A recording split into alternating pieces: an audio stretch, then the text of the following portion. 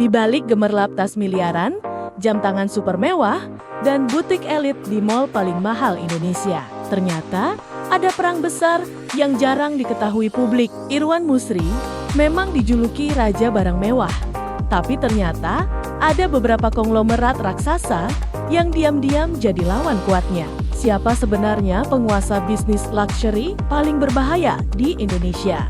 Dan kenapa persaingan mereka nilainya bisa sampai triliunan rupiah?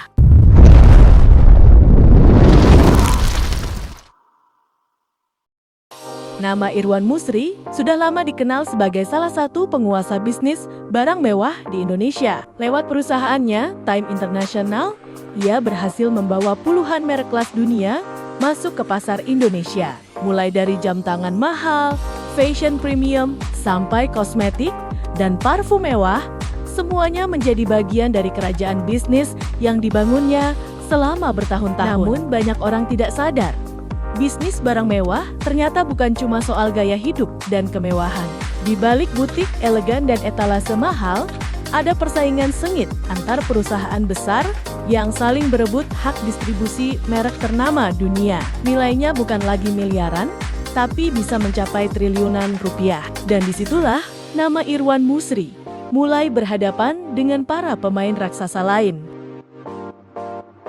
Salah satu tandingan terkuatnya adalah Valiram Group, perusahaan retail mewah asal Malaysia yang memiliki pengaruh besar di Indonesia. Grup ini memegang banyak merek internasional terkenal seperti Tory Burch, Michael Kors, hingga berbagai brand perhiasan premium.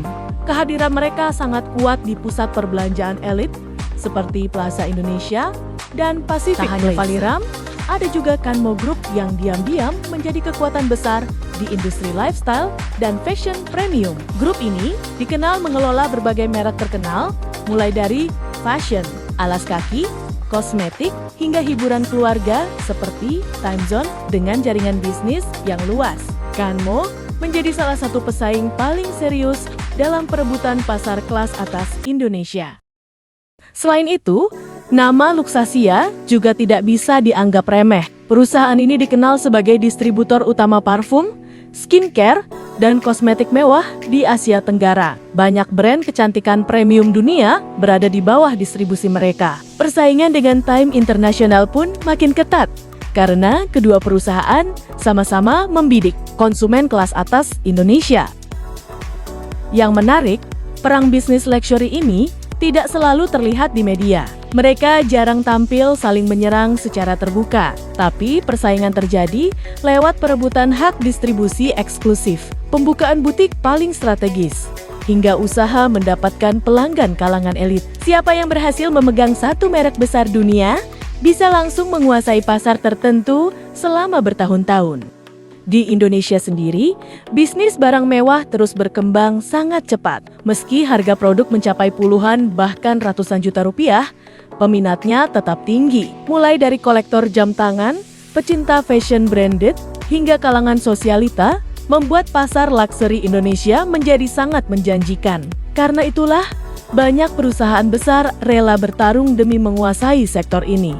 Nama Irwan Musri sendiri makin dikenal karena berhasil membangun citra eksklusif dan elegan dalam bisnisnya. Ia bahkan sering dijuluki Master of Luxury Goods karena keberhasilannya membawa banyak brand kelas dunia ke Indonesia. Tidak heran jika sosoknya dianggap sebagai salah satu tokoh paling berpengaruh dalam industri barang mewah tanah air. Meski begitu, dominasi Time International tetap mendapat tekanan dari kompetitor besar yang terus berkembang. Setiap tahun, perusahaan-perusahaan ini berlomba menghadirkan merek baru, konsep toko lebih mewah, hingga pengalaman belanja eksklusif demi menarik pelanggan kaya Indonesia. Persaingan mereka bukan cuma soal bisnis, tapi juga soal gengsi dan prestise. Dan mungkin inilah yang jarang disadari publik. Saat kita melihat butik mewah di mall elit, sebenarnya ada perang besar di baliknya. Perang antar konglomerat retail luxury yang nilainya fantastis. Nama Irwan Musri memang sangat kuat, tapi para pesaingnya juga bukan pemain biasa. Mereka adalah kerajaan bisnis yang diam-diam memperebutkan tahta industri mewah Indonesia. Dan itulah Gambaran perang besar di balik industri barang mewah Indonesia. Di balik butik elegan dan brand kelas dunia, ada persaingan sengit para konglomerat yang nilainya fantastis. Menurut kalian, siapa yang paling kuat menguasai bisnis luxury di Indonesia saat ini? Tulis pendapat kalian di kolom komentar.